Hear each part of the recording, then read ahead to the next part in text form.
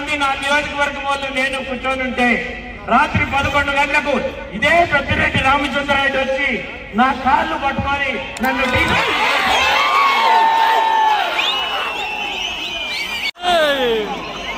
ఇదే నేను కాణిపాకంలోనో సరిగండలలో ప్రభుత్వం పెంచడానికి సిద్ధంగా ఉన్నాను.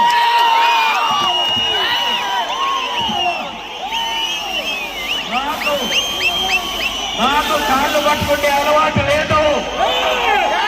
నేను సగౌరవంగా అమర్నాథ్ రెడ్డి కొడుకుని.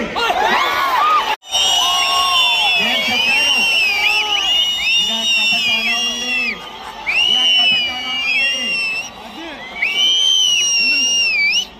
నేను చెప్పాను ఆయనకి, మీరు పెద్దవారు నా కాళ్ళు ఎందుకు పట్టుకుంటున్నారు, ఇది మంచిది కాదన్నా, మీరు లేచి ఇది మంచిది కాదు.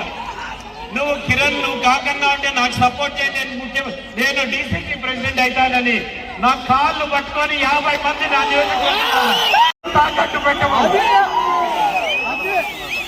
ఇన్ని రోజులు కూడా ఎందుకు ఆయన్ని అవమానపరిచేదని చెప్పలేదు. కానీ